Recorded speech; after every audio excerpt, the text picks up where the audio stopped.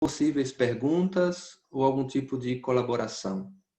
Eu tentarei não me alongar muito, mas apenas partilhar com vocês 3 pensamentos, 3 ideias que têm me ajudado a viver a fé nesse tempo de pandemia, né? De fato, o que vocês se propõem nesta noite de encontro da pastoral familiar é conversar sobre como é que nós podemos viver com a nossa fé nesse tempo de pandemia. E uma das primeiras coisas que tenho pensado muito e partilhado com algumas pessoas em direção espiritual é que a gente deve viver esse tempo de pandemia. Primeiro, com sobriedade. Segundo, buscando um sentido. E terceiro, com uma vida de oração, mas uma oração contemplativa.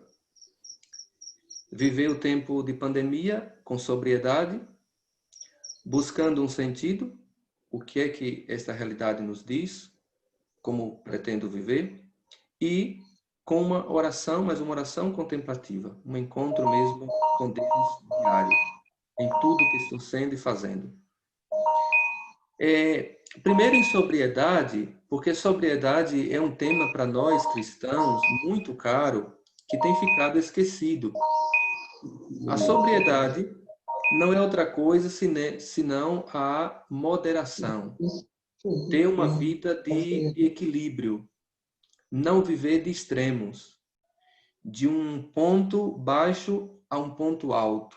Encontrar a via do meio, o equilíbrio. Nem 8, nem 80, 40 por hora. É o que nós devemos sempre caminhar, no equilíbrio. Se diz um ditado, né, que tudo demais sobra. Então, nesse tempo, tudo que for demais, sono, televisão, vazio, perca de sentido existencial, tudo que for demais é uma sobra. Inclusive, se a gente gasta muito tempo apenas, por exemplo, pensando só na dimensão da fé. Se a gente não faz um trabalho para poder equilibrar o corpo, a mente e a alma. A sobriedade é justamente essa capacidade da gente fazer com que, no tempo de pandemia, a gente não viva extremos. Tem gente que começa agora a ler a Bíblia e vai com tudo para ler a Bíblia e parece que não quer fazer outra coisa senão ler a Bíblia. Porém, depois de alguns dias, o excesso da leitura da Bíblia faz com que ela perca a motivação. E aquilo que no início estava sendo uma coisa fantástica, porque agora eu posso ler a Bíblia, porque agora eu estou... A pessoa deixou de ler a Bíblia. Quantas pessoas na direção espiritual que eu tenho feito me diz, padre, o que está acontecendo? Porque eu comecei a ler a Bíblia, eu já tinha lido tantos livros e agora eu não consigo ler mais. Por quê? Por causa do excesso. Ela poderia ler a Bíblia, mas deixar um tempo para cuidar das tarefas de casa, se ocupar de algo braçal, né? Para mim, está sendo muito significativo justamente fazer isto, me ocupar com alguns serviços de casa que eu não tenho costume, lavar o banheiro, lavar as roupas, porque na correria da pastoral nem sempre tinha a oportunidade de fazer isso, agora em casa eu tenho, eu faço. Então, buscar o equilíbrio. Tudo que é demais, sobra. E a sobriedade, para nós, os cristãos, é justamente essa capacidade de ordenar a nossa vida, o nosso cotidiano, com vários elementos, tendo em consideração que eu sou corpo, eu sou mente e eu sou alma. O ser humano somos formados assim. Então, que espaço eu deixo para fazer um exercício físico, o mínimo que seja? Que espaço eu deixo para relaxar minha mente? Assistir uma coisa que seja mais não tão séria, não tão algo exaustivo, mas uma coisa que me faz dar risada, que me faz descontrair um pouco, sair dali do foco. Né? E o outro elemento, que vai ser o que eu vou falar por último, o tema da oração. Como eu rezo nesse tempo de pandemia.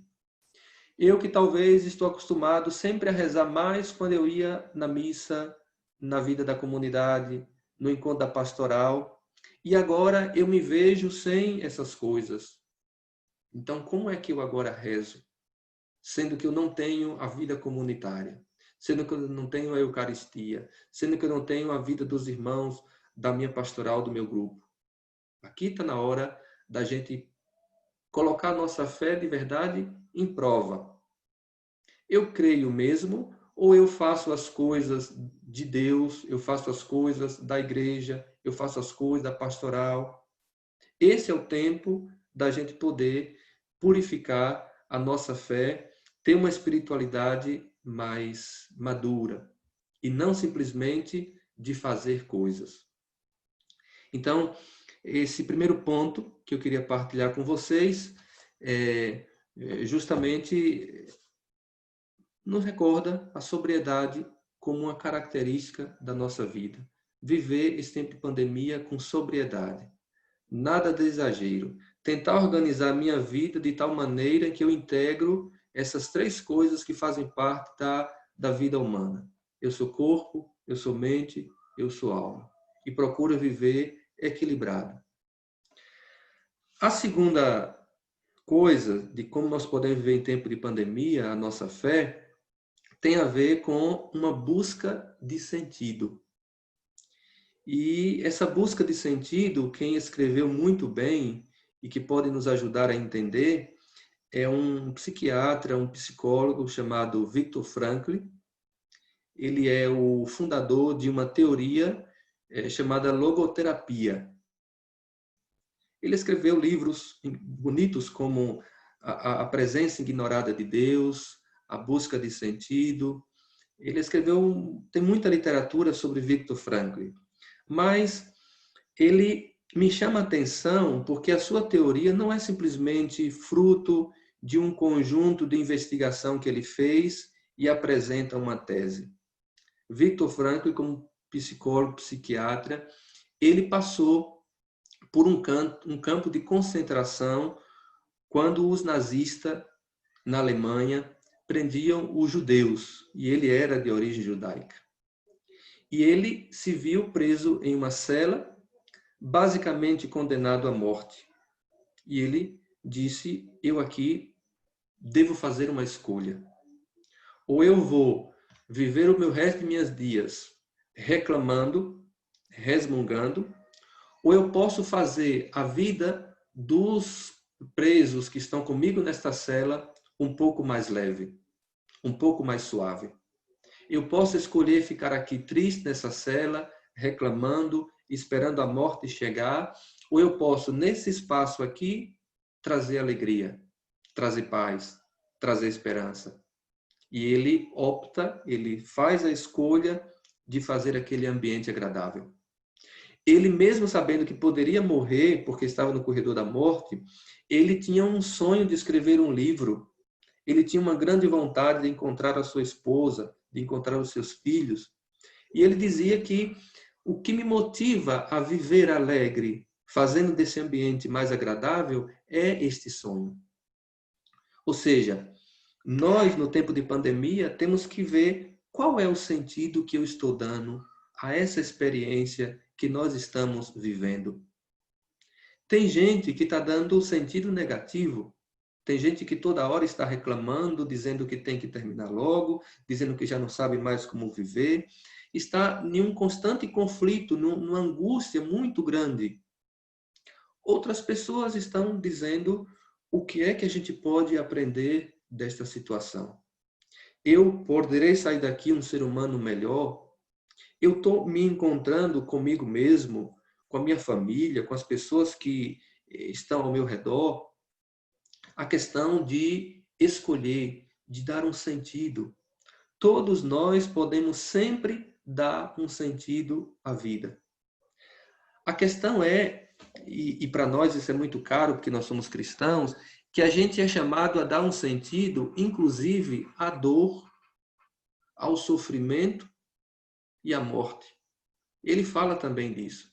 Ele fala que mesmo na dor, mesmo no sofrimento, mesmo na morte, nós podemos dar um sentido a essas situações e, por isso, encontrar uma maneira de viver melhor. Ele usa uma expressão que usava Nietzsche, mas que depois ele quis colocar como um elemento dele, dizendo o seguinte: quem tem um porquê de viver pode encontrar o como viver. Quem tem um porquê viver encontra o como viver. Então, nesse tempo de pandemia, a gente tem que dizer, bom, o porquê viver esse tempo agora? E, tendo um porquê, tendo um sentido de viver esse momento de provação, esse momento do ser humano se reencontrar consigo mesmo, eu vou encontrar o como viver. Eu vou encontrar a maneira de viver. Mas se eu não sei por que viver, se eu não dou um sentido, a existência fica vazia, eu fico frustrado e acontece o que está acontecendo com muitas pessoas. Depressão, pessoas que quase surtam. Tem muita gente por aí que está quase surtando, está totalmente desesperada, está totalmente angustiada. Porque o vazio existencial, o encontro comigo mesmo, e ficar em casa não tem jeito, é um encontro comigo mesmo, eu descubro o melhor e o pior de mim, e muitas vezes não sabe como administrar isso, e por isso dá o que dá tantas vezes.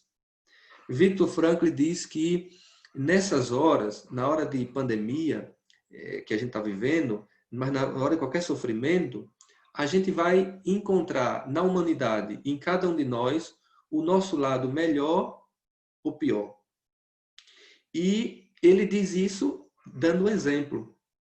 Tinha presos como ele, judeus, que para poder ganhar um pouco de cigarro, para poder ganhar um pouco de comida, costumava fazer aquela vigia entre eles. Ele, que era um sofredor, ele que era um prisioneiro, ficava do lado dos torturadores para poder ter algum tipo de recompensa. Isso é o pior lado do ser humano. Você, numa situação de miséria, porque pode oprimir quem está abaixo de você, você usa disto. Mas ele dizia que tinha soldados que eram muito bons.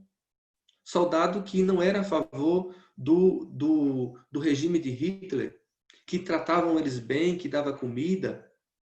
Então, num tempo de pandemia, a gente também, pessoalmente e comunitariamente, vai descobrindo o melhor e o pior que existe na raça humana. E, mais uma vez, a grande questão é o que eu opto nesta hora da minha vida, nesta circunstância que nós estamos vivendo. Irei optar por ser um instrumento de Deus, tentarei estar integrado comigo mesmo, com as pessoas que me foram confiadas, tentarei seguir por aí ou que opção farei? Então, isso é uma coisa, para mim, bastante interessante, porque nos ajuda mesmo a dizer, olha, nesse tempo de pandemia, para a gente viver com fé, a gente precisa viver com sobriedade, com equilíbrio, nada de extremos, organizar minha vida de maneira em que eu contemplo tudo, contemplo o corpo, contemplo a minha mente, contemplo a minha alma, tá? E buscando dar um sentido. Mas as pessoas E para nós sabem. ainda mais, porque nós temos como uma grande teologia católica, cristã, é a cruz. Ou seja, o sofrimento, sempre nós precisamos dar um sentido para ele. Sentido, porque o sofrimento é algo que todo mundo passa. O problema é que a gente não quer, a gente nega, a gente não aceita a dor, a gente não aceita a morte. E a dor, o sofrimento, a morte faz parte da vida. Quando eu dou um sentido para isso, eu fico mais suave, levo a vida mais serena. E a terceira ideia, para eu não me alongar muito, porque de fato queria ouvir, diante do que vocês estão escutando, se tem alguma pergunta, se algo poderia ser melhor esclarecido, eu entro na terceira questão, que é viver esse tempo de pandemia com uma pessoa de profunda oração. Mas Que tipo de oração? Muito mais do que de oração, porque oração, eu acho que ninguém ousaria não dizer isto. Todos nós estamos, de certa maneira, claro, rezando sempre. Mas a questão é como eu estou rezando. E para poder iluminar esse terceiro ponto, eu encontrei em uma das minhas leituras uma introdução do Papa Francisco a uma coleção de livros escrito pelo Papa Bento XVI. Francisco ele faz o prefácio de uma coleção de livros do Papa Bento XVI. E nessa introdução, nesse prefácio do livro, Francisco ele vai dizer como Bento XVI, muito mais do que um grande teólogo, muito mais do que um mestre da fé, ele foi e é homem que verdadeiramente crê. Quando Bento XVI resolve renunciar, ele disse que agora ele não está abandonando a igreja. É que eu quero agora servir a igreja através da oração.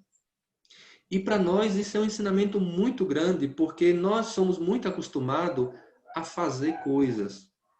Nós estamos vivendo em um mundo muito cheio de ativismo. Alguns teólogos chegam a chamar esse ativismo de demônio. O que é o demônio? O demônio é aquilo que nos separa de Deus. O demônio é tudo aquilo que nos divide. E um teólogo chamado Galileu ele chega a dizer que o ativismo é um demônio. Eu só encontro sentido para a minha vida se eu estiver fazendo coisas, se eu estiver realizando trabalhos. Imagine que nós, a pastoral familiar, nós padres, nós que temos uma vida muito ativa, com tantas coisas para fazer, agora nos encontramos na inutilidade, onde a questão não é o que eu produzo, não é os resultados, não são os frutos do que eu faço, mas a inutilidade, porque agora a vida está nesse tempo, no sentido de que a questão não é o que eu produzo, mas é o que eu sou, né?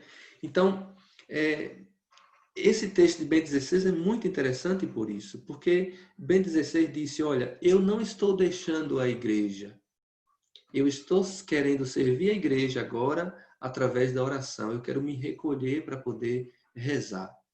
Eu já dei o que tinha de dar à igreja. Então, isso nos faz pensar que a gente não deixou a igreja, como se diz tantas vezes pela rede social, que a igreja não está fechada. Nós estamos sendo a igreja agora na família. Nós estamos sendo a igreja aonde quer que a gente esteja. Porque a igreja, de fato, não é o templo, o espaço físico. A igreja é o corpo de Cristo. E nós somos os seus membros. Então, que tipo de oração eu estou fazendo?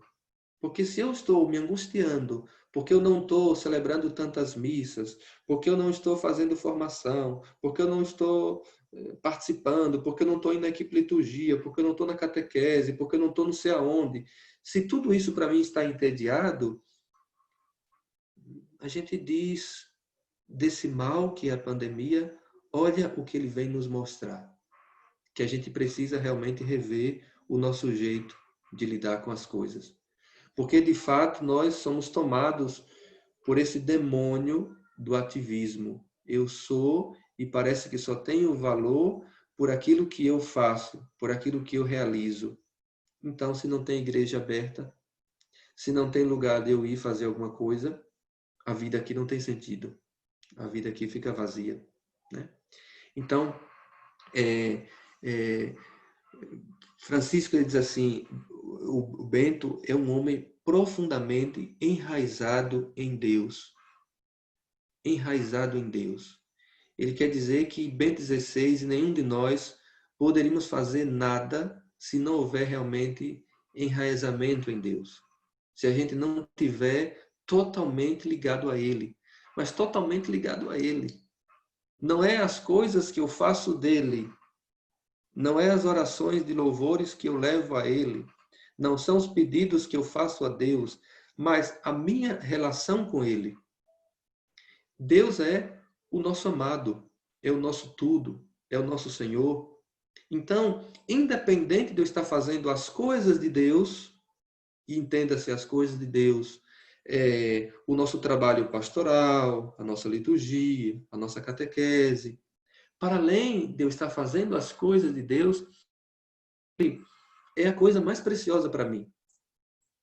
Então eu não poderia estar angustiado, eu não poderia estar depressivo porque eu não estou fazendo as coisas dele, porque para mim o mais caro é a minha amizade com ele. Ele é meu Senhor, ele é o meu tudo, ele é a razão da minha caminhada. E Francisco, ele vai dizer, Bento XVI de fato é alguém assim, porque sem ele, nosso dinheiro se torna inútil, a nossa inteligência se torna em vão, tudo mais se torna vazio, tudo mais perde o sentido. Né? Então, é uma carta bastante bonita que não vou ler para vocês, claro, mas ele usa expressões bastante fortes, né? Quando ele diz que o Senhor, nesse tempo, quando ele renunciou, chamou ele para subir a montanha, né? A me dedicar mais à oração, à meditação, dizia Bento XVI quando renunciou. Talvez essa pandemia seja também o nosso momento de subir a nossa montanha. Subir a montanha para poder meditar mais. Que tipo de cristão eu tenho sido? Falar de mim para Deus, da situação, e deixar que Deus fale, que Deus diga para mim o que é que Ele espera desse filho, desta pessoa, nessa determinada situação. Né? Então é um pouquinho isso. E a outra coisa, mais uma ideia da carta, né? Que esse estar imerso em Deus, que está com esse coração voltado para Deus, de fato, tem que ser como duas pessoas que se amam, né? Dois amantes, alguém que de fato faz questão de estar junto. Porque para mim o que importa não é o que essa pessoa faz comigo, mas é o que nós experimentamos juntos. Confiança, ternura, nos sentirmos aconchegados por Ele. Então, rezar é confiar. A igreja a Deus. Tem tanta gente aí desesperado, porque como é que pode? Tem que abrir a igreja, até grupo de católico querendo fazer manifestação. A igreja não é de ninguém. A igreja é do próprio Cristo. Foi pensada desde a eternidade. A igreja não é simplesmente resultado da missão de Jesus que veio e deixou para nós. A igreja é mistério. Ela desde sempre foi pensada. Então não é uma pandemia que vai destruir a igreja. O problema, meu irmão, minha irmã, que está desesperado com isso, é que você não é capaz de viver esse tempo de Deus, não é capaz de fazer essa experiência profunda com Ele e fica dizendo que a igreja vai fechar. A sua falta de fé, o seu desânimo, o seu ativismo faz pensar essas coisas. Porém, rezar na verdade, confiar em Deus. A igreja é dele, a obra é dele, nós somos seus colaboradores. Rezar na consciência de que a igreja não é nossa, como já falei, a igreja é dele. Ele nunca a abandonará, porque rezar significa confiar o mundo e a humanidade a Deus. A oração é a chave que abre o coração para Deus, portanto, a consequência desse encontro amoroso de um Deus que só sabe amar e um filho necessitado constantemente da sua misericórdia. É essa relação de oração que nós devemos cultivar, que nós devemos experimentar. Rezar verdadeiramente vai de mão dadas com a consciência de que, sem a oração, muito em breve, o mundo não só perde a orientação, mas também a autêntica fonte da vida. É justamente isso. Eu me entro em um mundo de coisas, de fazer coisas, sem rezar, não me sustento. O mundo vai para o caos, por quê? Porque ignora Deus. Nós entramos na angústia, no vazio, por quê? Porque nós fazemos de Deus, muitas vezes, um objeto.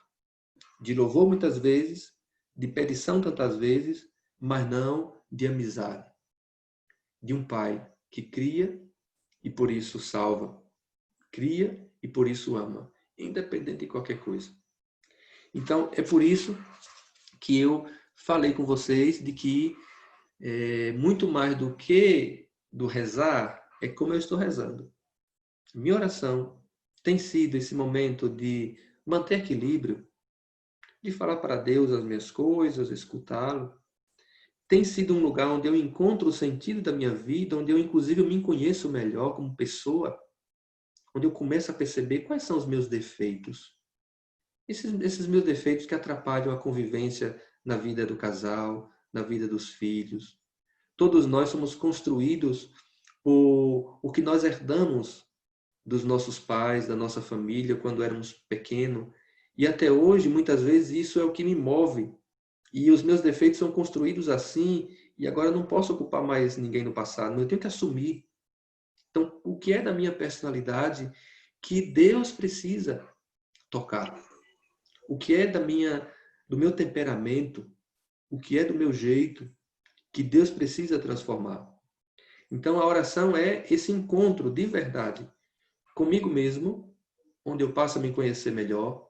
Eu sei das minhas misérias, eu sei das minhas limitações, mas eu sei também das minhas potencialidades, graças a Deus. A gente tem coisa boa, muita coisa boa.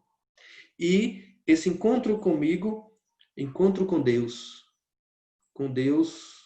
misericordioso, revelado em Jesus. E esse encontro comigo, esse encontro com Deus me leva ao encontro com o outro.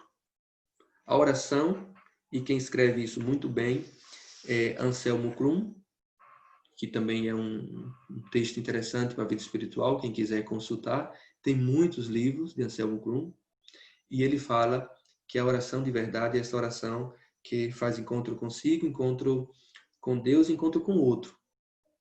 Um material muito bom é o pessoal da Renovação Carismática quem elabora. Eles também tratam justamente da oração como encontro consigo, encontro com Deus, encontro com o outro. Bom,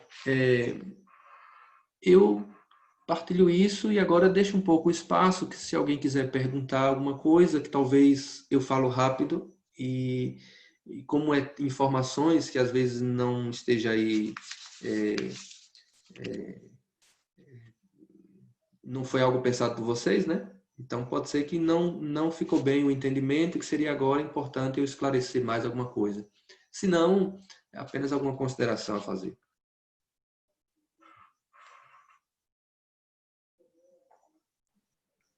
Padre, nós temos sim uma irmã, a irmã Solange, de Pintadas. Ela gostaria de falar. Muito bem, Solange. Bem-vinda. Obrigado, Padre. Boa noite a todos.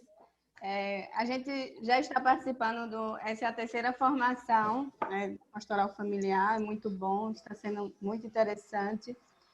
E, assim, a semana passada, eu acho que era o Padre Edson, se eu não esqueci, mas eu acho que era, ele falava que a pastoral familiar, ela tem a missão de cuidar das pessoas. E hoje, quando o senhor fala sobre a importância, né, desse momento, o que nós, famílias, devemos fazer, eu acho que é um pouco santificar... Tu está falando demais, está me atrapalhando. Então, tu cala a tua boca. Eu acho que é um pouco santificar os laços familiares, assim, porque eu percebo que muitas vezes as famílias viviam na correria, atormentado, com trabalho, com pastoral, com a missa. E agora, nesse tempo de pandemia, somos convidados a voltar para a nossa casa, a voltar para o nosso lar, construir da nossa família essa igreja doméstica. Então, assim, o que eu percebo em muitas famílias é dando mais atenção aos filhos, percebendo a dinâmica dos filhos do dia a dia. Então, eu percebo e sinto que depois dessa pandemia, nosso trabalho com a pastoral familiar vai ser mais essencial. Eu acho que as pessoas vão descobrir o que é essencial na família, o que deve a gente valorizar na família. O trabalho é importante, a pastoral é importante, a missa é importante, mas o essencial é a pessoa. É cada pessoa que está dentro da minha casa, é cada pessoa que está ao meu redor. E como o senhor bem falou, tem muitas famílias que estão em pânico, né? Não está conseguindo perceber essa essência na família. Mas, assim, eu percebo que nós, como pastoral, nós, como agente da igreja, devemos levar isso, né? Fazer com que as famílias percebam essa importância, perceba essa essência que tem na família, esse bem maior, né, que é a família, e também comece a pensar por esse lado, para quando a gente retornar às nossas atividades, a gente lembrar que estamos cuidando de pessoas, né, de vários aspectos, pessoas em várias situações, que depois que a gente passar dessa pandemia, vamos encontrar pessoas em várias situações. Mas, para mim, o essencial é isso, é o cuidar da pessoa na minha casa e depois eu partir para o cuidado com as outras famílias, com as outras pessoas. Era essa a minha contribuição, diante do que eu vi. A semana passada também, na semana anterior, com o Padre Joval, que foi muito boa a formação. Então, eu acho que a gente está enriquecendo, né, nossa formação, nossa vida espiritual, vida de formação, para depois a gente dar um passo na frente, um passo para outras famílias que não estão tendo acesso a essa formação. Obrigado, Solane. Eu deixo para uma palavra depois que alguém mais perguntar ou fizer alguma consideração, tá? 2, 3 pessoas.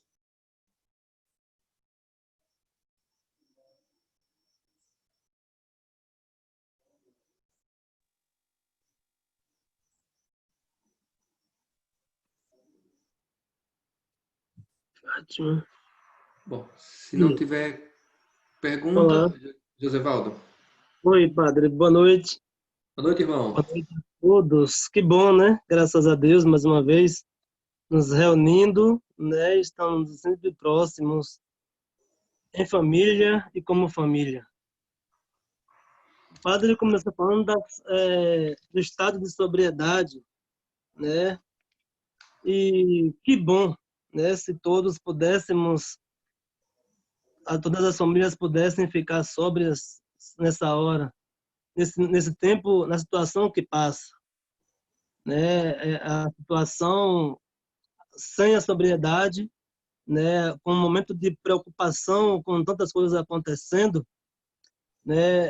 É muito triste, por outro lado, a realidade, né? Devido a tudo isso, a essa pressão psicológica, a gente está sempre falando sobre isso e preocupado ao mesmo tempo, porque tá levando muita essa pressão, está levando ao aumento da depressão, da ansiedade, né? E eu não sei, em outras cidades, não tenho acompanhado, como há muitos, né, tipos de morte, e hoje a gente ouve que são mais de 30 mil pessoas pela pandemia, mas também lembrar que são muito mais mortes, né, devido às outras situações. E hoje há uma preocupação com o suicídio, né? E é justamente quando não estamos, né, vivendo a sobriedade, essa graça do estado espiritual, né, que isso acaba apertando a dificuldade. Talvez a gente não vai dizer que seja isso por causa da pandemia, mas perpassa também diante da dificuldade que as famílias acabam vivendo no seu dia a dia. Então, é esse estado de sobriedade, né, que a gente precisa estar mais falando e vivendo sobre essa situação em que estamos passando agora. É um pouquinho sobre isso, daqui a pouco a gente volta com outra situação. Então, dentro das duas colocações de Solange e Josevaldo, a gente precisa levar em consideração o seguinte, que tem coisas que escapam às nossas mãos, né? Por mais que eu tenha, como cristão, valores a ser vividos, maneira que eu devo adotar como maneira de ser, de agir, eu sou um ser humano. Um ser humano que muitas vezes eu não consigo realmente administrar certos conflitos. Mas o mais importante nesta hora é justamente a capacidade que eu preciso ter de poder me perceber. Por exemplo, a gente não recebeu formação para ser família, para ser casal, né? As pessoas se conheceram, se amaram, se deram em matrimônio. Diferente do padre que passa um tempo no seminário, se formando, se preparando, nas suas dimensões humana-afetiva, na dimensão intelectual, na direção espiritual, nos vários elementos que comportam a formação. Então, imagina também para a família esse ideal de agora estar junto, de aprender a se cuidar para depois cuidar dos outros. Tudo isso se torna muito difícil quando a gente encontra a dificuldade na convivência. Quando a gente começa a pisar nos pés uns dos outros. Quando os meus defeitos começam a aparecer, porque a gente está mais junto, porque a gente fica mais vulnerável, né? Então, claro que seria tema para uma outra formação, tentar entender a psicodinâmica familiar. Como é que funciona, né, a família, o seu modo de funcionamento. Por quê? Porque, para além deste ideal da vida cristã, existem pessoas que são colocadas juntos no mesmo espaço, com suas histórias, com suas traumas, com suas feridas, com suas questões, né? Então, eu sempre digo, olha, aqui a gente tem um caminho muito seguro, tá? Viktor Frankl nos aponta concretamente que todos nós precisamos sempre dar um sentido para a nossa vida. O que é que eu quero como pessoa, como homem, como família? Ter metas, ter objetivos na vida, querer caminhar. E depois, o que me atrapalha a viver esses valores? Quais são os meus dramas? Quais são as minhas questões mais profundas que não faz com que eu me aproxime do meu ideal de vida familiar ou da minha pessoa como qualquer cidadão, como qualquer cristão, né? Então, eu acho que esse elemento todo que a gente sempre coloca, que é muito comum, que a gente deve estar agora juntos para cuidar uns dos outros, tal, não esquecer da realidade concreta que é eu com as minhas alegrias e as minhas tristezas. Eu com as minhas qualidades e os meus defeitos. E que eu preciso entrar, e aí mais uma vez o tema da oração. A minha oração tem que ser uma oração que me leva a me conhecer melhor. Eu pessoalmente gosto muito da oração ensinada por Santo Inácio de Loyola, quando ele fala de fazer a recordação do meu dia. Coisa simples, exame de consciência, aonde paro 5, 10 minutos e começo a pensar como foi o meu dia hoje. Desde o momento em que eu acordei, que rezei, que tomei banho, que fiz o quê, e quando eu saí de casa, as pessoas que eu encontrei, como foi esse meu dia? Eu tive um momento de chateação, eu retomo esse momento de chateação, de briga com o meu companheiro, a minha companheira, ou meu filho, ou meu funcionário, ou meu patrão. Eu trago aquele momento de novo e me pergunto, mas o que foi meu neste equívoco? O que foi que tudo bem, o outro até teve a parte dele que brigou, que não sei o quê, tudo bem, o outro, mas eu quero agora na oração trazer meu. O que foi, Senhor, de mim aqui que me fez eu perder o equilíbrio? Eu fiquei chateado, eu fiquei com raiva, eu fiquei irado, eu fiquei... Então, Senhor, o que foi de mim aqui? Tinha matéria para tanto desespero, para tanta briga? Senhor, eu fui, nessa situação concreta, um instrumento de paz, ou o contrário? Eu me desequilibrei totalmente. Eu fui muito bruto. Eu poderia ter usado o remédio da misericórdia, eu poderia ter usado o silêncio, eu poderia o quê? Na oração, isso deveria entrar, isso deveria aparecer. Porque, para além de todo o ideal que estou dizendo da vida cristã, do sentido da vida, da sobriedade, da vida de oração, tem um ser humano concreto, com tudo que eu sou a partir da minha história, e tudo isso deveria depois ser levado em oração. E eu tenho pensado, rezado muito sobre, não é a questão de rezar ou não rezar, mas é como eu rezar. Porque também até, isso é uma crítica, até o que nós estamos passando nas redes sociais, que tipo de oração estamos fazendo, ajuda as pessoas realmente a encontrar-se com Deus, ou é um falatório, uma repetição de coisas que a gente faz, né? Eu me pergunto, tá? Me pergunto.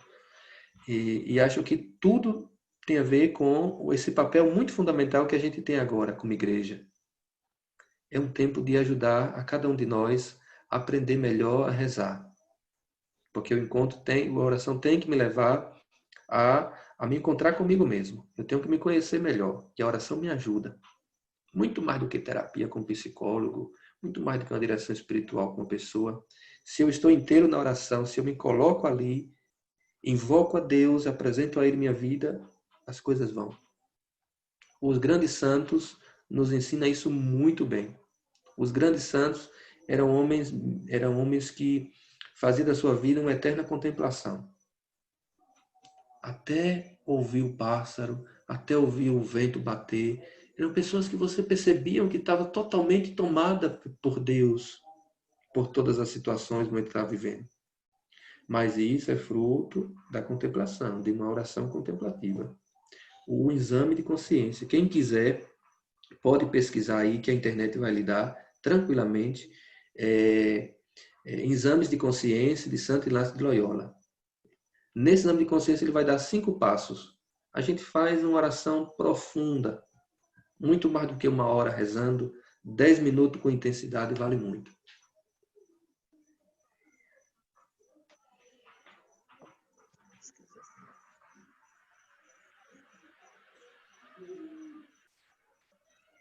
Padre, assim, diante do que o senhor colocou, né? As famílias, né, as mães em especial, elas tinham a missão de cuidar dos seus filhos, né? De preparar sua casa para acolher seu marido, porque ele saía sempre para trabalhar, para trazer o pão de cada dia. E hoje, né, depois de tantas conquistas, as mulheres saíram muito do seu lar e, trabalhando fora, quase não acompanham os seus filhos. E assim, para nossa surpresa, muitas mães não conhecem os seus filhos, porque não acompanhou, não esteve perto, né? E hoje, com a situação em que estamos vivendo de pandemia, onde todos estão em casa, nós percebemos a intolerância, né, dos pais para com os filhos.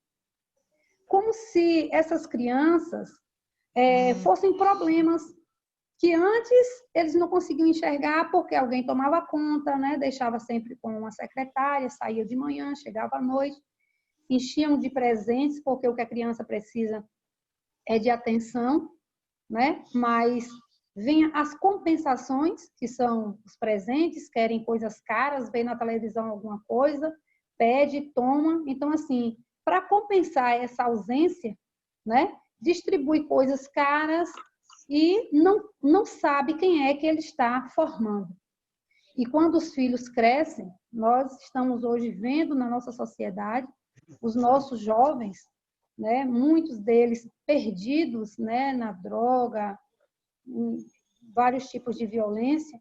E muitos dos pais, quando chegam ao seu conhecimento do que o filho faz isso, ele diz que não sabia que o filho praticava tais ações, né? Porque ele não se deu a oportunidade de conhecer o filho, porque ele não acompanhou o crescimento do seu filho. E hoje, quando tem a oportunidade, não estão conseguindo administrar bem essa situação, né? Nós percebemos assim porque eu converso com algumas mães e elas falam assim, estou para enlouquecer, porque estou com os filhos em casa. Quer dizer, os nossos pais, né, as nossas mães em especial, cuidaram de nós, não trabalhavam fora, nos educavam, nos puniam e estamos aqui nós, administrando a situação, acompanhando os nossos filhos. E a nova geração de pais que trabalharam fora o tempo todo, hoje não estão conseguindo administrar essa situação porque acha que os filhos, né, fazem muito barulho, fazem muita bagunça, não estão conseguindo. Ai, meu Deus, tomara acabar logo isso que eu quero voltar a trabalhar. Como se os seus filhos fossem um problema, né? Então, assim, eu tenho visto muito isso e tenho ficado muito triste também com essa situação. Até mesmo na própria família, né? Relato de alguns, assim, que eu fiquei até um pouco chocada. Você me lembrou uma coisa, minha irmã, muito, muito interessante, que eu até postei no meu Instagram. um trecho de um livro que fala de Madre Teresa de Calcutá, né? Onde ela fala que, de fato, a maior pobreza, a maior miséria, o pior pobre não é aquele que não tem realmente o que comer, mas é o ser humano que não se sente acolhido, que não se sente desejado, né? É incrível como uma pessoa, quando ela sente que não é desejada, que não é querida, ela é uma pessoa muito complicada, muito complicada. Qualquer pessoa que, às vezes, no próprio histórico, na gestação, a mãe não queria, não sei o quê, a família não queria, olha a situação que vai ficar essa pessoa, né? E Madre Teresa, deixa eu pegar aqui rapidinho o meu Instagram, ela fala isso, né? Quando tem um padre que vai visitar o hospital, que ela toma conta, e quer visitar a ala dos leprosos. E a resposta dela foi assim: padre, lá você vai encontrar Jesus em roupagens horríveis, como o mais pobre dos pobres. Vai encontrar Jesus no traje horrível, né? Como o mais pobre dos pobres. A nossa visita há de ser alegre, pois a maior e terrível pobreza é a solidão. É a solidão e o sentimento de não ser amado. Então, de fato, uma das feridas que nós temos no seio da família, e que isso está em toda a sociedade, porque a família é a célula da sociedade, é justamente porque os nossos filhos, as nossas crianças, não encontram um lugar onde eles sentem que foram desejados, que foram queridos pelos pais. Não sentem amor. Os meninos que a gente cuida aqui no Levanta-te e Anda, o grande problema não é o álcool, não é a droga, como a gente pensa. Ali é só um escape. A maioria são pessoas que não se sentem amadas, não se sentem queridas. Por isso que a cura que eles encontram no tratamento vem pelo amor. Aqui a gente ama, a gente acolhe, sem fazer julgamento, sem esperar nada em troca, né? Então, Madre Teresa ela conclui dizendo assim: hoje em dia, as piores das doenças não são a lepra ou a tuberculose, mas a sensação de ser indesejado. Isso me fez lembrar outra frase dela também, o autor diz, né? Existe no mundo mais fome de amor e estima do que de pão. É uma frase de Madre Teresa, né? Existe no mundo mais fome de amor e estima do que de pão. Então, o problema que você traz seja da mãe que tem que trabalhar, do pai que tenta compensar com os presentes, é muito maior a raiz, porque no fundo, a gente sem querer está passando a imagem para as crianças que ela não é um ser desejado, um ser querido, um ser amado. Eu posso até dizer a ela, eu te amo. Mas a gente sabe que uma criança, sobretudo do 0 aos 7 anos, ela capta as coisas pelo olhar e pelos gestos. As palavras, e isso é de modo geral, elas nunca são suficientes para dizer tudo do que a gente sente. Porque a gente demonstra muito mais com atitude. Então, se eu digo, eu te amo, mas não faço esforço para estar presente com você na apresentação da escola, mas espera aí, que amor é esse? Que só me dá quando sobra. Assim também é com Deus, né? A gente diz que ama acima de todas as coisas. O mandamento é claro. Amá-lo sobre todas as coisas, com toda a nossa força, com todo o nosso entendimento. Porém, eu deixo para a pastoral, deixo para a igreja, deixo para Deus o tempo que me sobra. Então, a pior coisa, e para mim acho que a raiz de tudo, inclusive do que nós somos hoje, tem muito a ver com essa experiência familiar de um ambiente onde eu me sinto, de fato, acolhido, amado. É claro que cada pessoa é única e as coisas se extrapolam. Tem gente que cresceu no mesmo ambiente, recebeu a mesma formação e tem atitudes totalmente diferentes.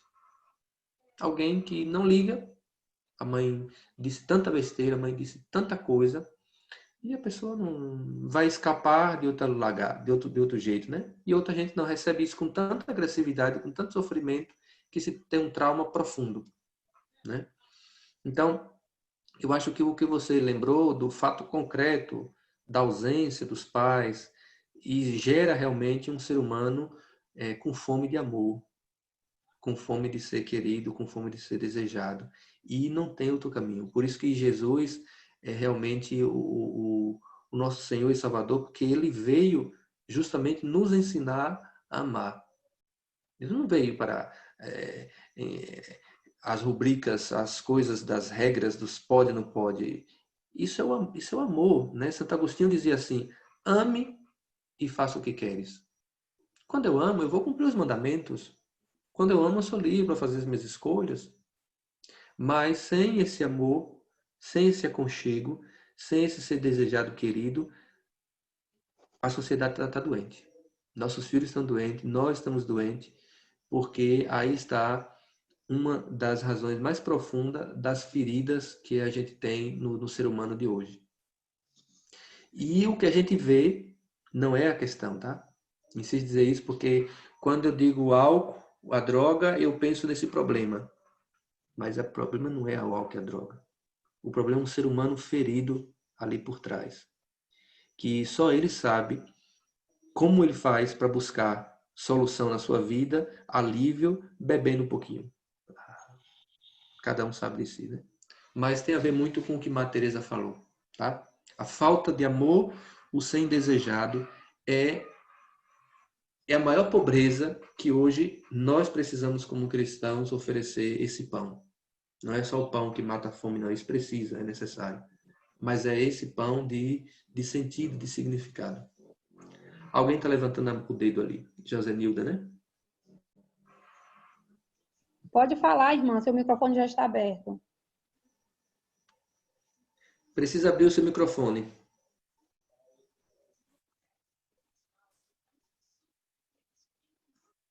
Ainda está fechado o seu microfone, Josenilda.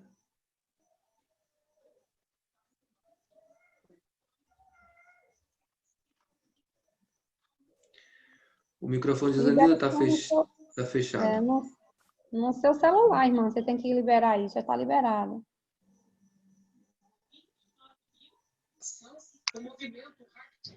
Agora abriu, sim.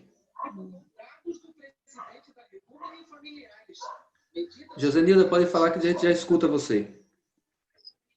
Não passem impunes as demais vítimas do vazio.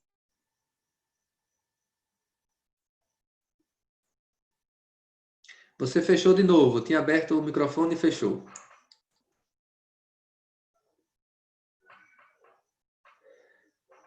O microfone de Josenilda continua fechado. Agora abriu, viu?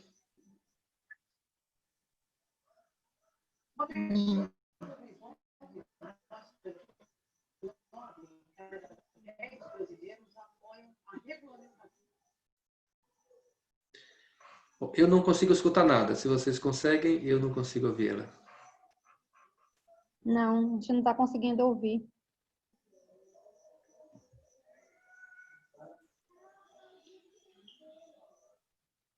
Teria mais alguma colaboração, alguma pergunta?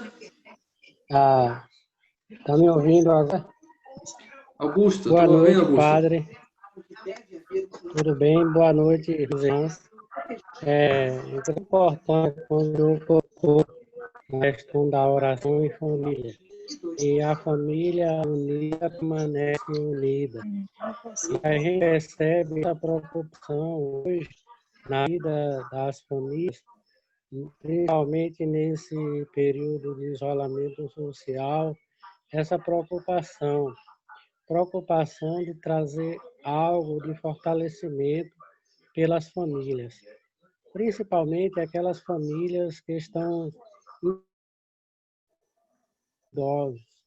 E para a gente, liderança da igreja, quando nós começamos a programar as coisas, isso foi no início da programação da pastoral familiar, e foi até na diocese, estava programando a Semana da Família, o Dia D da Família, e chegou essa pandemia.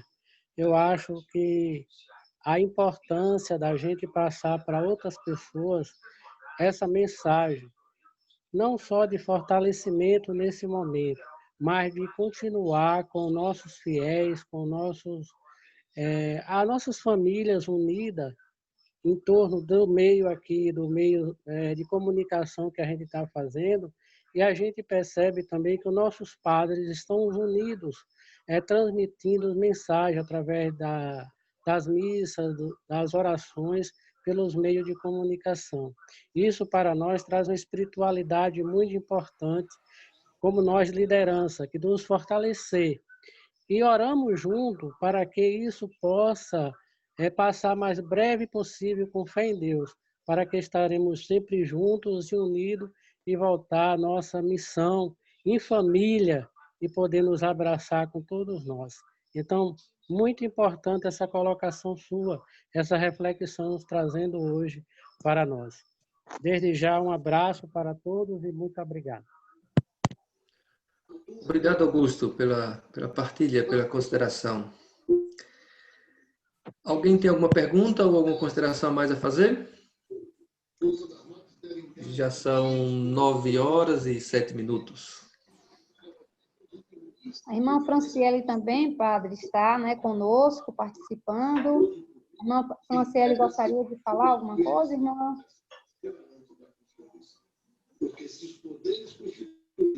Está caladinha aí, né, irmã? Tinha visto que estava aí. Ouvindo aqui, concentrada. Eu Muito acho, bem. assim, interessante, o padre Carlos partilhava o sentido, né, das coisas, darmos um sentido.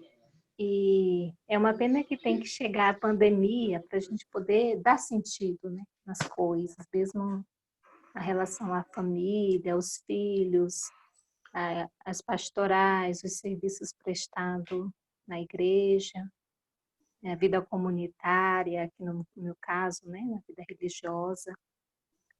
É interessante esse aspecto, né? A gente perceber assim que muitas vezes caímos nesse ativismo mesmo, de tirar do meio, né? Às vezes, até uma missa se percebe muito, e vivi essa experiência na festa de Pentecostes aqui, em Andaraí, quando uma senhora falou assim, nossa, agora sim foi a verdadeira festa do divino, porque vivemos de uma maneira mais religiosa, sem voltar muito para o imperador, enfim. Então, são coisas assim que faz a gente perceber o valor que damos às coisas. É interessante quando o senhor partilhava esse sentido, né? Dar sentido. Tá? Não fazer por fazer, as coisas não é um fazer por fazer, mas é a profundidade, é o sentido que importa, né? Muito interessante isso. Isso, irmã. A gente poderia repensar realmente o nosso jeito de fazer pastoral nesta ótica, né? Porque estamos muito, próprio do mundo que estamos inseridos, de fazer coisas, de fazer eventos, de organizar, né? Mas depois está formando mesmo espiritualmente as pessoas, ajuda a ser pessoas melhores, cristãos mais comprometidos, mais serenos. Ou a nossa igreja, nosso jeito de fazer pastoral é sempre ainda do evento, dos grandes acontecimentos, né? Eu acho que isso é uma coisa que também nos faz pensar em que é que nós estamos gastando nossa energia, nossa capacidade de organização, de pensar a pastoral. É realmente ajudando a formar pessoas maduras, humanamente e espiritualmente, porque essas duas coisas não podem faltar nunca. A maturidade humana, a maturidade espiritual. Até porque, quanto mais humano eu sou, mais o divino pode atuar em mim. Quanto mais eu me trabalho humanamente para ver os meus defeitos, as minhas dificuldades como pessoa, mais eu vou dar espaço para o Espírito Santo agir. A igreja nos ensina isso há muito tempo, né? A graça de Deus pressupõe a natureza humana. A natureza humana, para que a graça possa atuar, ela pressupõe a natureza humana. Não somos anjos, somos homem e mulher, somos pessoas. Né? E o Espírito Santo de Deus vai agir nessa pessoa. Não vai violentar ninguém. A pessoa vai ter que fazer a parte dela. Né? Então, acho que para nós, como pastoral, e quando falo pastoral, não só pastoral familiar, mas a pastoral da igreja, a gente precisa repensar se a gente está formando cristãos maduros, humanamente e espiritualmente. Né? E a gente vê na realidade que às vezes não é isso, né? Porque tem gente que está só porque está fazendo uma coisa. Se disser, olha, da agora em diante não precisa mais ser ministro não, viu? Ah, nunca mais vai na igreja. Verdade. Não está formando uma pessoa humana, madura humanamente e espiritualmente. Né? Porque é a triste realidade. Né? Qualquer coisa cisma. A gente está em um grupo, daqui a pouco, por um motivo insignificante, a gente se desentendeu e eu já não falo mais com a pessoa. Eu sou incapaz de admitir o que foi meu nessa história e ir lá procurar, pedir perdão e tocar a vida para frente. Eu me isolo. Tanta gente que queima a camisa de uma pastoral de um grupo porque algo saiu fora do inesperado, não compreende que a diversidade, o conflito, isso é humano. Enquanto tiver humano, eu vou ter que aprender a lidar com isso. Não adianta negar. Tudo que você nega vem de maneira agressiva e mais cedo ou mais tarde estoura. Então, eu preciso acolher os sentimentos, acolher as realidades e ajudar a crescer nesse sentido de formar para a maturidade humana e maturidade espiritual. Né? E quando assim a gente não se coloca como vítima, né, diante das situações, eu acho que é o que acontece quando, assim, muitas pastorais, às vezes o nosso serviço, nós nunca queremos também entre aquele aspecto que o senhor comentava há pouco, né? Me conhecer, qual a parte que eu tenho nisso tudo, né? Quanto eu estou contribuindo para ser diferente, mas sempre me colocando assim como vítima, né? Como aquela que é sempre... Eu compartilhei, irmã, também no Instagram esses dias uma oração que o Papa fez, né, na festa de Pentecostes, né, onde na oração Francisco ele dizia justamente isso, né? Deixa eu ver se encontro, porque acho que são coisas que vale a pena compartilhar, né?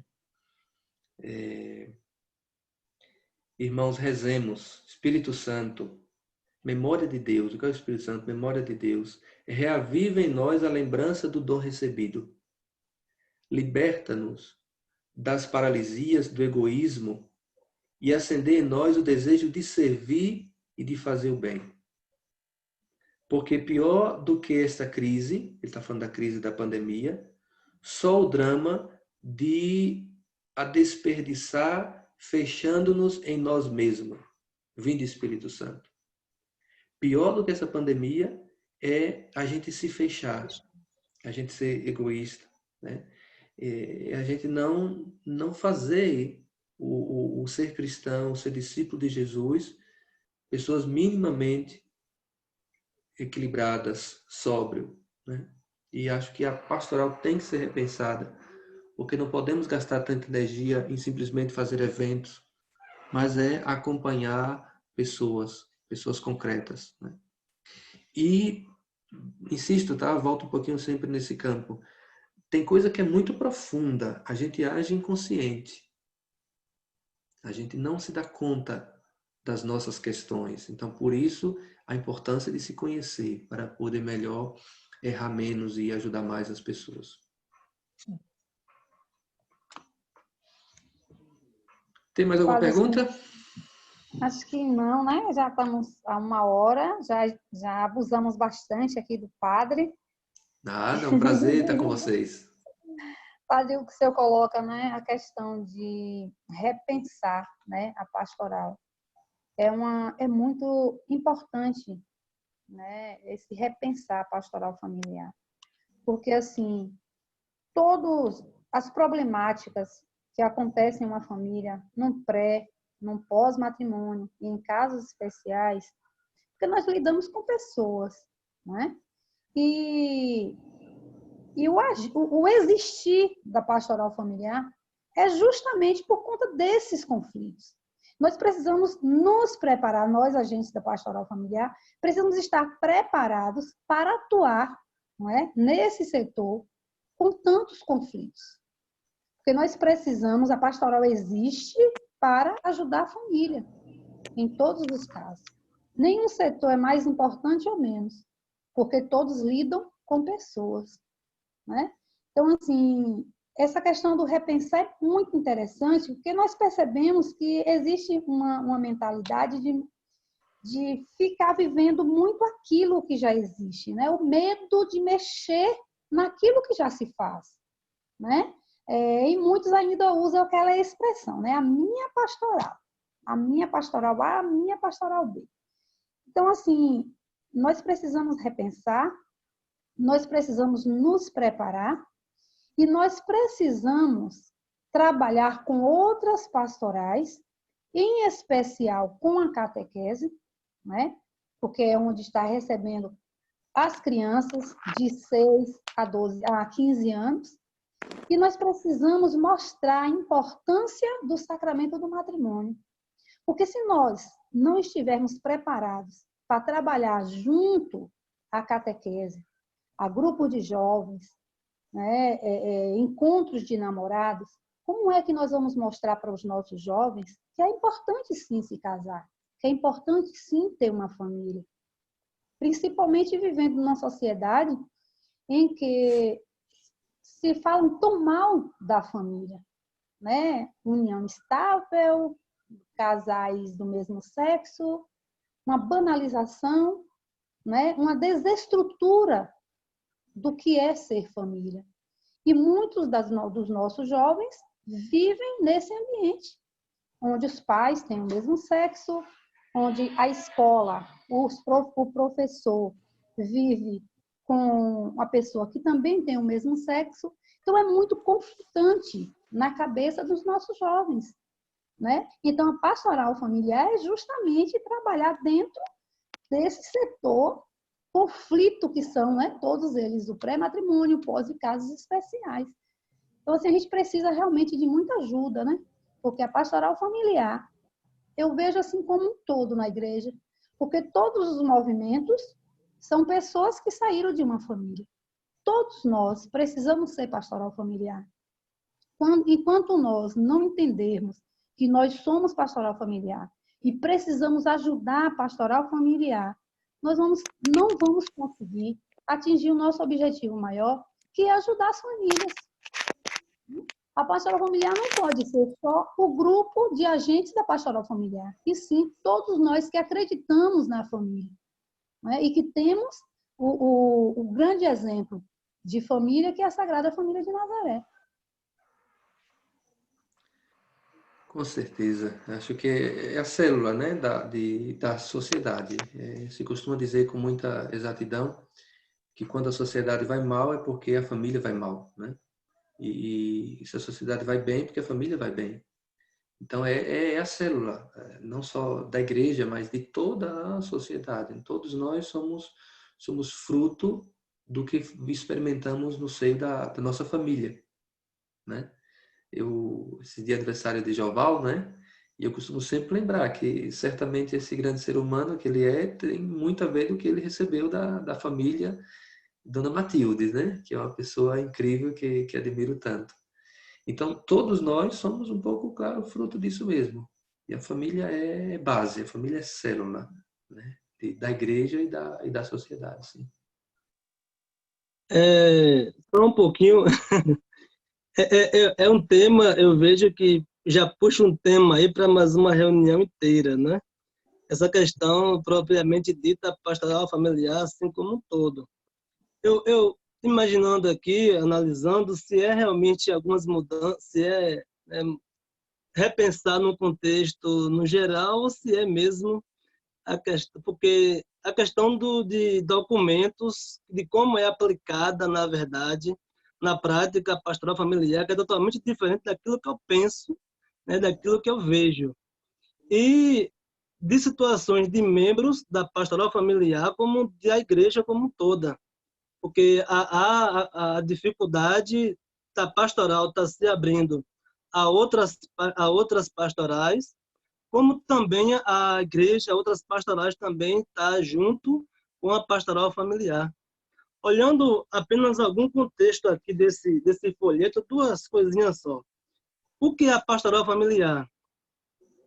É um serviço que se realiza na igreja e com a igreja, de forma organizada e planejada, através de agentes específicos, com metodologia própria, tendo como objetivo apoiar a família a partir da realidade em que se encontra, para que se possa existir e viver dignamente, estabelecer relacionamentos e formar as novas gerações conforme o plano de Deus. Só que na prática a realidade é outra. É a missão da pastoral familiar. A missão evangelizadora da pastoral é a defesa da promoção da pessoa em todas as etapas e circunstâncias. Mas, né, a pastoral possui 4 metas. Muitas vezes a gente não conhece isso. No geral, a gente, essas pessoas específicas não conhecem. Quais são essas metas? Fazer da família uma comunidade cristã, fazer com que a família seja santuário da vida, resgatar para a família seu justo valor da célula, primeira e vital da sociedade, e tornar a família missionária e igreja doméstica. Então, assim, a pastoral familiar, infelizmente, não conseguiu fazer isso, tornar a família igreja doméstica, mas o coronavírus conseguiu. E são coisas que a gente, na verdade, o que temos colocado anos atrás nas reuniões é estudar os nossos documentos. Infelizmente, o que está faltando é isso. São coisas práticas, fáceis, né? Mas que a gente colocamos muitas vezes o que eu acho, o meu achismo. Né? Trabalhamos com aquilo que eu acho, com aquilo que eu acho que deve ser. E quando, na verdade, o documento mostra outra realidade. Então, assim, é ver o que muita coisa precisa ser mudada, mas primeiro a partir dos nossos documentos. Porque senão a gente vai estar mudando muita coisa e quando a realidade, na verdade, são outras. Ivan quer falar de Simpário. Depois certo, Ivan quer falar. Ivan, só um minuto, tá? Só para não esquecer. Eu acho que o que você trouxe é assim, a pandemia nos trouxe o isolamento. Agora, a igreja doméstica somos nós que precisamos fazer. Porque o isolamento pelo isolamento gera o que a sociedade está tendo. Pessoas depressivas, como você falou, aumento de suicídio, a perca de sentido, a angústia, o vazio, né? Então, a pandemia em si, ela nos dá a oportunidade de a gente estar junto. Agora, a questão é o que fazemos desse estar junto. Aí entra toda a nossa ação como pastoral, como igreja, de ajudar as pessoas a rezar, mas como rezar? Ajudar as pessoas a se encontrar consigo, com Deus, com as pessoas que estão do lado, né? Então, acho que essa é uma coisa. A gente foi colocado junto agora pelo isolamento, pela situação da pandemia, mas a igreja doméstica a gente ainda precisa formar. E aí continua o desafio, formar a igreja doméstica. E a outra coisa que me vem em mente, Zé Walter, quando você falava, é um pensamento que tenho rezado muito esses dias sobre isso, né? Como essa mudança, ou esse repensar a igreja, o repensar a ação pastoral que estamos falando, ela deve começar pela minha conversão pessoal. A conversão pastoral, tanto falada nos documentos, como você bem sinalizou, ela só é possível acontecer se houver conversão nossa pessoal. E acho que foi isso um pouco o exemplo de Bento XVI. Ele vai agora não mais ser o mestre e o teólogo que ensina e que tudo, mas ele mesmo ser discípulo de Jesus, ele vai aprender a estar na solidão, vai aprender a respeitar quem está na frente agora, que é Francisco e quem está no comando e tal. Então, acho que fica também para nós, dentro que você trouxe, esse convite. o que é que a gente pode fazer para a nossa conversão pessoal, a nossa busca pela santidade. Porque na história da igreja a gente sabe que os grandes santos não foram pessoas que tentaram mudar a igreja, foram pessoas que mudaram a si mesmo. Os que tentaram mudar a igreja, houve a reforma protestante, Martim Lutero, que apresenta 95 teses dizendo que está errado e tem que fazer desse jeito. Ele fez o quê? Ele dividiu a igreja, né? Surgiu. Tinha motivo, porque a igreja precisava de se converter naquela hora. Mas contemporâneo a ele, quase contemporâneo a ele, tem São Francisco, que São Francisco vai dizer: eu não vou falar da luxúria do Papa, eu vou viver a pobreza. Porque eu vivendo a pobreza, a igreja vai entender que ela precisa ser modesta, que ela precisa ser pobre e dos pobres. Então, São Francisco, o santo, ele faz a santidade começar nele. Ele faz a mudança na igreja começar nele. E eu, pessoalmente, tenho pensado muito nisso. Como eu preciso rever algumas coisas, que não é a capacidade de organização pastoral da diocese, que não é as grandes coisas, mas é eu ser mais santo. E aí vai ter consequência, né? Eu vejo assim, como nós, os padres, temos tantas coisas agora para fazer e a gente não tem aquela sensibilidade do nosso patrono, patrono dos padres, agora fugiu. Bom, que era um homem muito simples, basicamente sem teologia, mas que convertia a sua paróquia. E nós podemos hoje ter muita coisa na paróquia, muita coisa fazendo, mas os fiéis, nós estamos nos convertendo, né? Desculpe, Ivan, fala, irmão. Boa noite. Boa noite. Padre, eu gostaria somente de pedir uma coisa. Com essa pandemia, já tem muito tempo que eu não peço a um padre a bênção. Eu gostaria de lhe pedir a bênção. Deus te abençoe, você e a sua família.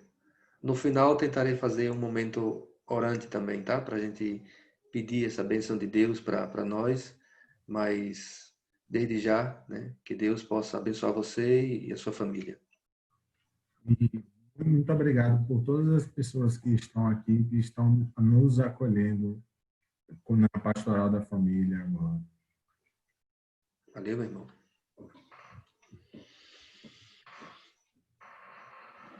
Então, Encerramos.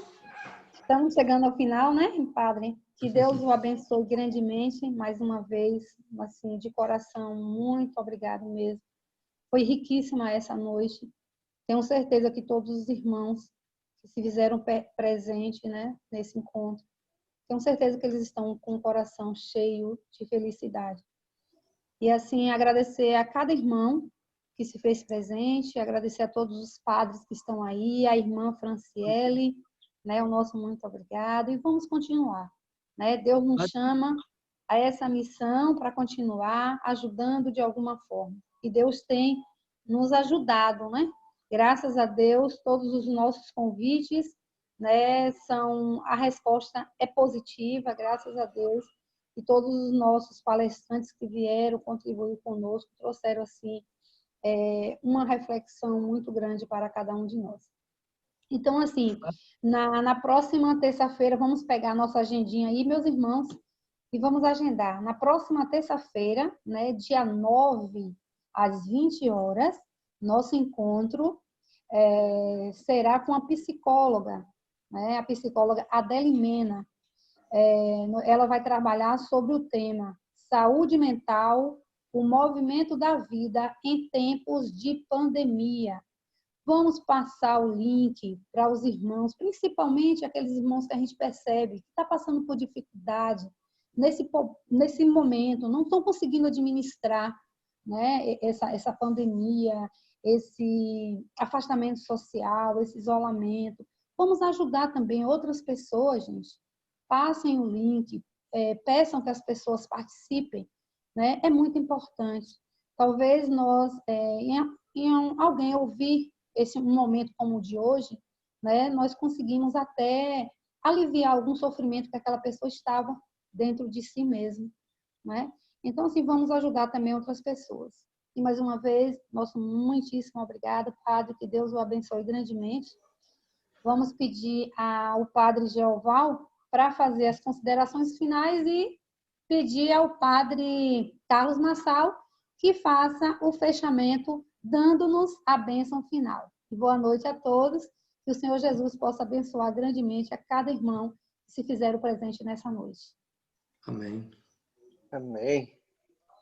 Bem, então, em nome da Diocese, acompanhando a Pastoral Familiar, agradecer a Deus, né? Ele que, sobre todas as coisas, o casal José Valdo Conceição, que está aí, né, também ajudando essa coordenação nesse serviço, Fátima e Márcio, viu, que tem feito esse trabalho tão importante nesse tempo, que já falamos, né? Tem se preocupado para... Então, como já foi dito, né, foram 3 encontros, no próximo, nós vamos, próxima terça-feira, mais um. Obrigado, Padre Carlos Massal. Viu? Valeu, meu irmão. Está aqui com a gente, foi uma mensagem assim... Você não presta não, mas eu te amo, viu? Imagina, é bom não prestar mesmo. Tá bom. Eu agradeço, viu? Muito obrigado. Foi muito bom estar com vocês, tá? Ivan fez lembrar uma coisa, que um dos nossos ofícios é, de fato, suplicar a Deus a bênção sobre os fiéis, né? Mas eu gostaria de pedir ao padre mais velho, o padre Edival, que possa nos dar essa bênção nesse momento. E, numa outra ocasião, com fé em Deus, nos encontramos, viu? Pois é. Pode abrir o microfone, Maria, para ele dar a bênção para nós, pedir a bênção a Deus para nós.